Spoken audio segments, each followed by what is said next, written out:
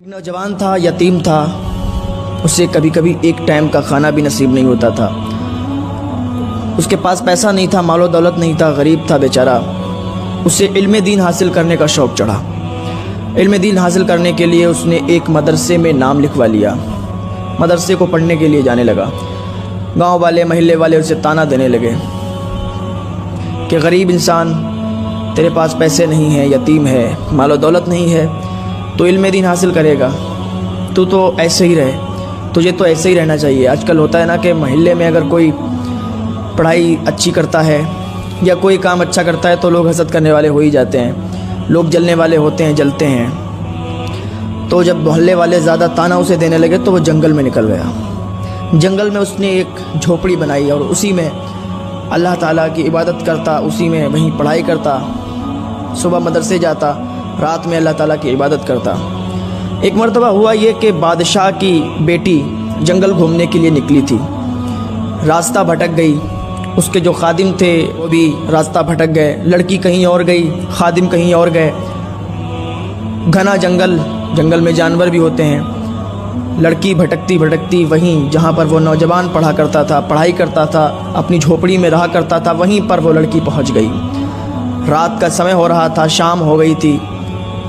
لڑکی نے جب دیکھا کہ یہاں پر ایک جھوپڑی ہے تو وہ وہاں پر گئی۔ جانے کے بعد دیکھا کہ وہاں پر ایک نوجوان بیٹھا ہوا ہے۔ اس نوجوان سے رو کے کہنے لگی کہ میں راستہ بھٹک گئی ہوں اور یہاں گھنا جنگل ہے، جانور بھی ہیں، آپ اپنی جھوپڑی میں مجھے ایک رات کے لیے رکھ لیں۔ نوجوان تھا، اللہ کا خوف اس کے اندر تھا، اللہ کا ڈر اس کے اندر تھا۔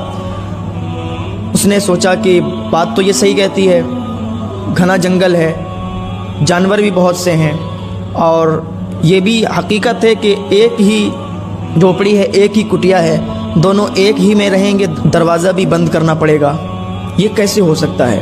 لڑکی رونے لگی، کہنے لگی اگر میں باہر رہوں گی تو جانور مجھے کھا جائیں گے، میں راستہ بھٹک گئی ہوں، اللہ کے لیے مجھ پر رحم کریں۔ تو اس نوجوان نے کہا ٹھیک ہے۔ اس نے اپنے کٹیا میں، اپنی جھوپڑی میں اس لڑکی کو جگہ دے دی، اس کو اپنے بستر پر لٹا دیا اور خود زمین میں پڑھائی کرنے لگا۔ کافی رات گزر گئی، لڑکی نے کہا سو جاؤ، کیا رات بھر آپ پڑھتے رہو گے؟ تو اس نے، نوجوان نے لڑکی سے کہا تم سو جاؤ، ہم ایسے ہی پڑھائی کرتے رہیں گے۔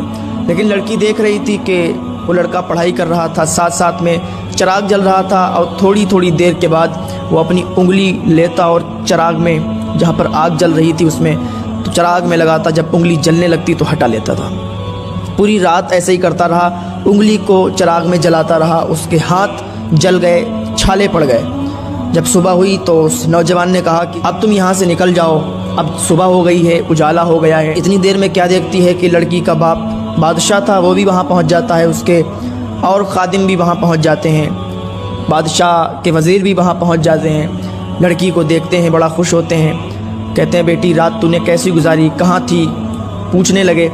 اب باپ تو ہوتا ہے باپ، اس کو تو فکر ہوتی ہے کہ اگر اس کی لڑکی اگر ایک دن بھی غائب ہو جائے، ایک رات بھی غائب ہو جائے اور نہ آئے گھر پہ تو عجیب عجیب سے خیالات آتے ہیں۔ تو لڑکی کے باپ نے کہا بتا بیٹی کیا ہوا؟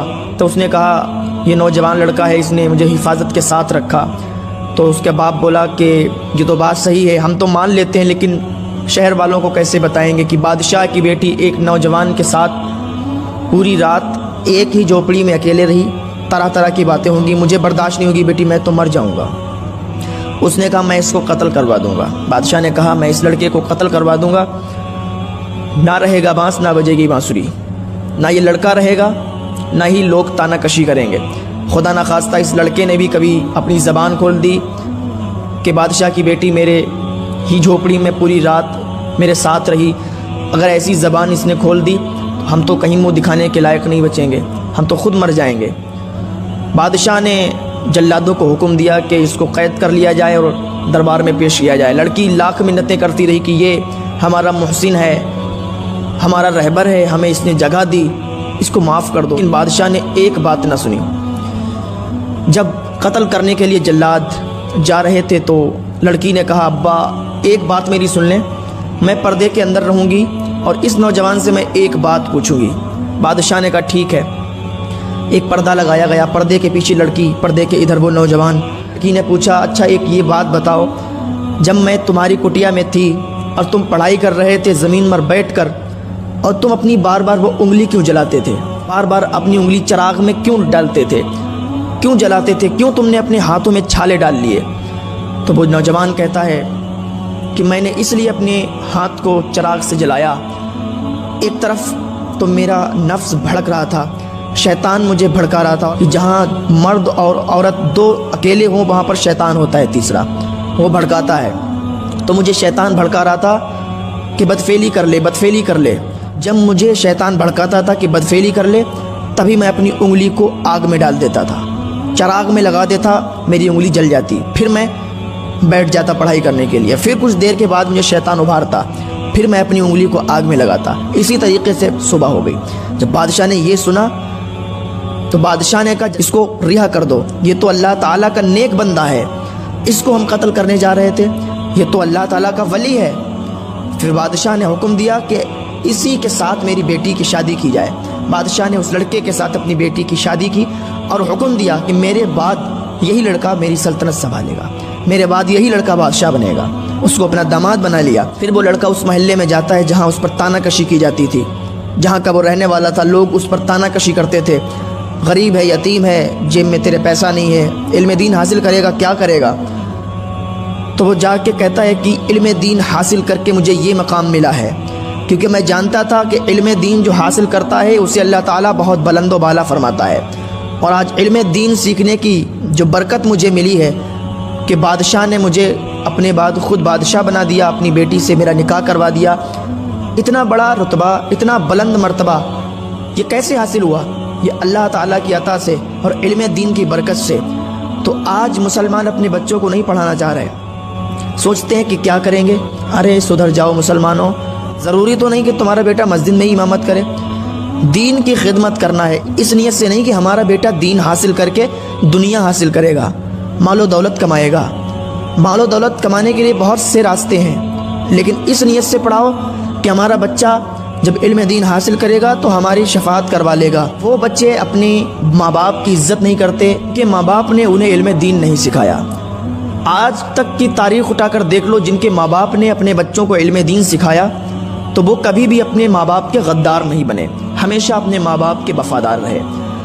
آج کل کی جو قوم ہے، جو نسل ہے، وہ غدار یوں نکلتی ہے، اپنے ماں باپ کو یوں ستاتی ہے کیونکہ ان کے ماں باپ نے انہیں علم دین سکھایا ہی نہیں، مصطفیٰ کا طریقہ بتایا ہی نہیں۔ اگر مصطفیٰ کا طریقہ بتاتے تو آج ان کی اولاد ان کے ساتھ غداری نہیں کرتی، آج ان کی اولاد انہیں اولڈ ہاؤس چھوڑنے نہیں جاتی، آج ان کی اولاد ان کے ساتھ آرام سے رہتی، کبھی بھی اپنے ماں باپ کو پریشانی نہیں ہونے دیتی۔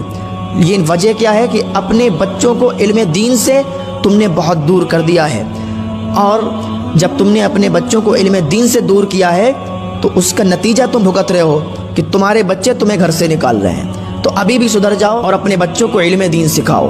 اللہ تعالی ہم سب کو نیک عمل کرنے کی توفیق عطا فرمائے، علم دین سمجھنے اور سیکھنے اور اس پر عمل کرنے کی توفیق